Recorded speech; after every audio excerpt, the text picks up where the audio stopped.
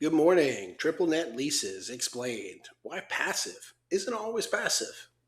So, triple net or NNN leases are often marketed as the holy grail of passive commercial real estate investing, especially for retail and medical investors seeking predictable income with minimal management.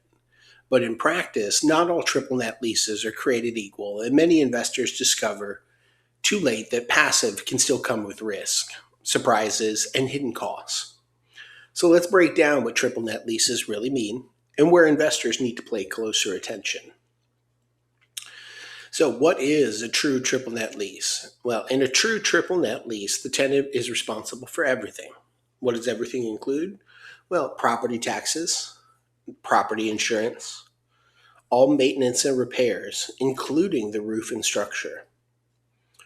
And the landlord collects rents and manages the lease, but ideally avoids day to day operating expenses.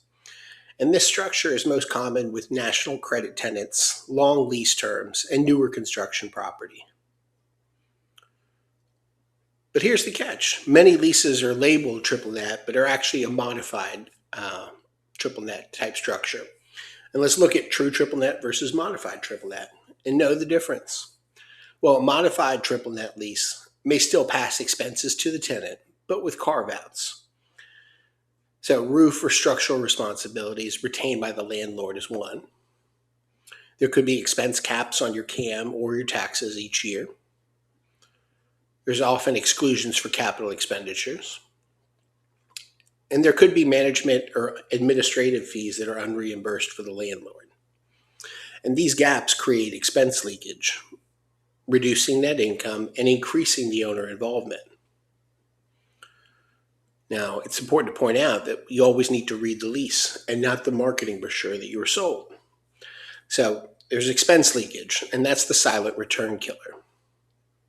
And expense leakage occurs when CAM reconciliations lag or are disputed different amounts.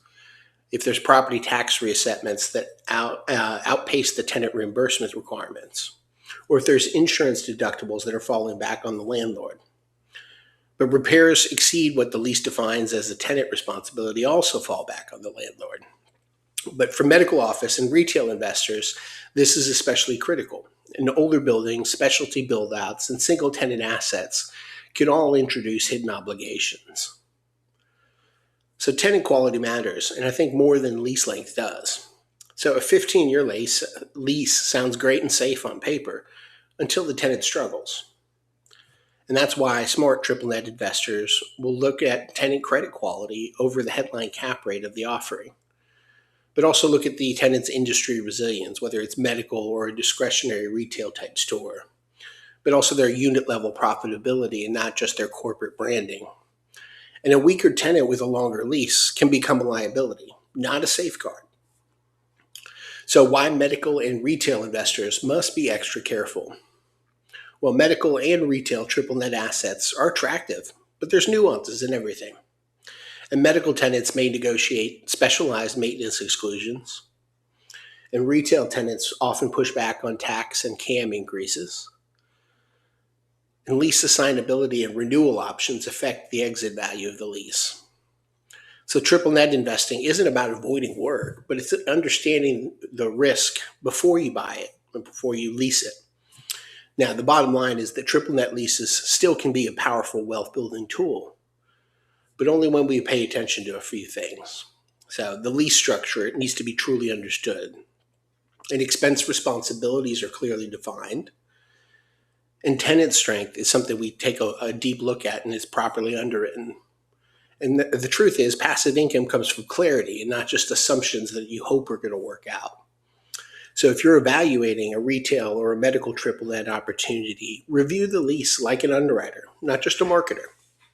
And that, my friends, is it for the day. Please visit HoustonRealEstateBrokerage.com to figure out how to get a hold of me. Love to talk to you more about how I can help. Have a good one.